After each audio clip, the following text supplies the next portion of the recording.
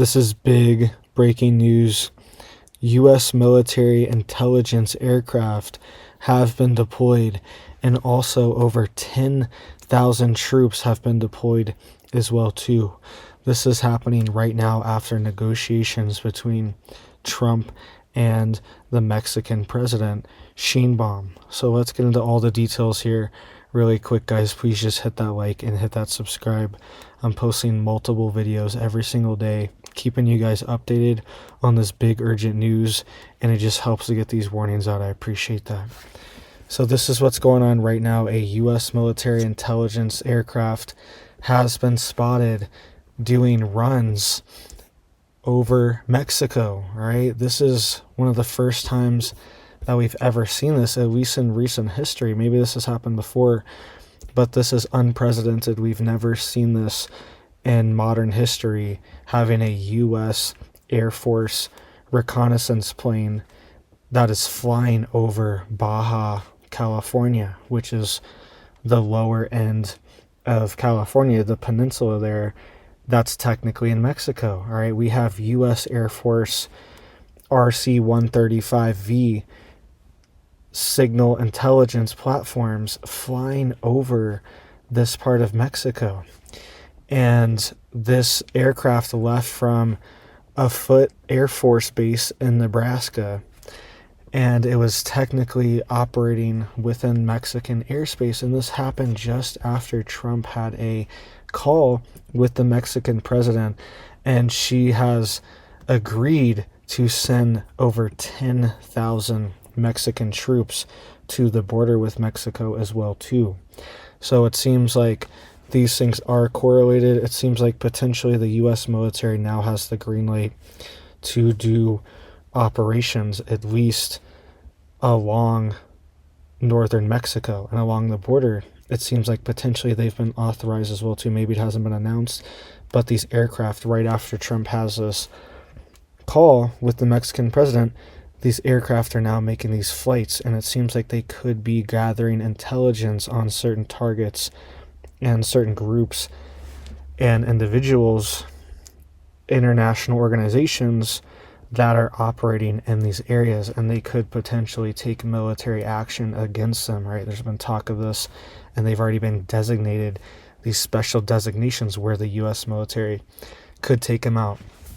Also, Canada just announced as well too that they are implementing a massive border plan, and they are deploying 10,000 personnel as well to their border as well too, not military personnel, but they're deploying 10,000 border troops and police officers, law enforcement to their northern border as well too, Canada, or our northern border in the U.S., the Canadian-U.S. border, to stop the influx of illegal substances, and also to stop the influx of people that are coming in from Canada as well too. So it seems like these tariffs actually worked, right? 48 hours later from these tariffs being implemented, we now are getting real solutions on our borders and protecting them, all right? It says here, this is a quote from Trump: "I just spoke with President Claudia Sheinbaum of Mexico.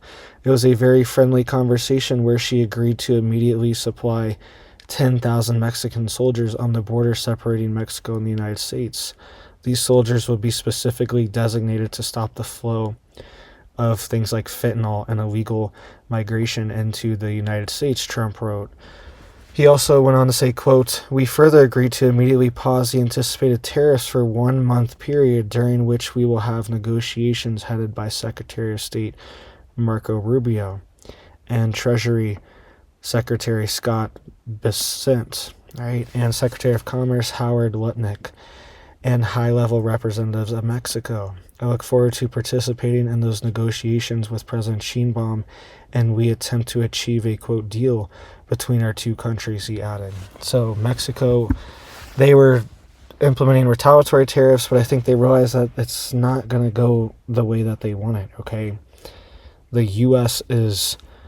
they depend on the U.S., all right? And they also depend on U.S. remittances as well, too, people sending back money to Mexico that are working in the United States as well, too, sending back money to their family and relatives. That's $50 to $100 billion as well per year that could be taxed or could be even shut down. Okay.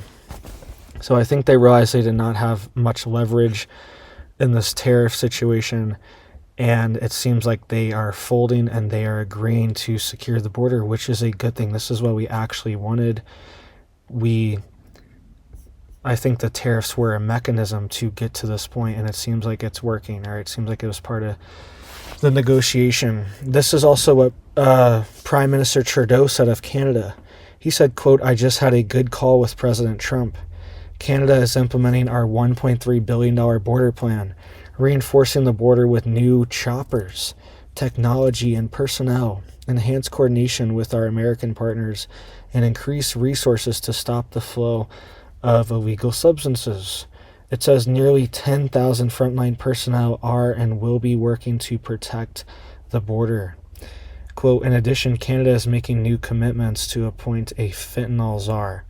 We will list these criminal organizations as terrorist groups, ensuring 24/7 eyes on the border. Launch a Canada-U.S. joint strike force to combat organized crime, fentanyl, and money laundering." He said, quote, "I have also signed a new intelligence directive on organized crime, and we will be backing it with $200 million of funds." He also went on to say the proposed tariffs will be paused for at least 30 days while we work together. So, major 180 from what we were hearing just 48 hours ago. Now we're getting a joint task force, intelligence task force, to secure the border. 10,000 personnel on the northern border and 10,000 on the southern border, and that's on top of the 10,000 U.S. troops that are going as well too, right? So this is a major difference in what we've seen the past 4 years, especially. This is night and day, and even the past 48 hours, things have turned around. So let me know what you guys think down below. Please just hit it up for me down there. It helps so people know what's going on in our country. All right, these tariffs have been paused and rescinded. They're sending troops, and at the same time, U.S. Air Force reconnaissance missions are taking place right now over Mexico, right? And this is probably one of the initial stages, and continuing missions that they're going to do is gather intelligence and to do imaging up close and to really see what's going on the ground, get their radar in there and get their sensors in there and see exactly what's happening on the ground in Mexico and see where these groups are operating, find their bases and find where they're at to potentially move into certain targets and move people in there, move resources into these areas to take them out. Okay, so let me know what you guys think. The Mexican government has also started to take out some of these criminal organizations as well too, right? They're using the military. But a point that was brought up is that there are potentially multiple different organizations that are battling. And people were bringing up that it seems like the Mexican government is taking out smaller criminal groups, which is then almost just consolidating the larger ones, and the larger ones are the ones that have the most control politically as well too, and have control even over some of the politicians, right? And Trump has even been saying that as well too. He's been accusing them of working with these criminal groups, certain politicians and certain representatives that are in Mexico and other countries as well too. Right, this happens even inside the United States some as well too, but it's a major issue and it needs taken care of, and it seems like we're getting the steps moving towards it. So thank you guys. I hope you guys are staying safe, staying prepared out there. I hope you guys have big blessings for your life and your family, and I hope you have a big old blessed day.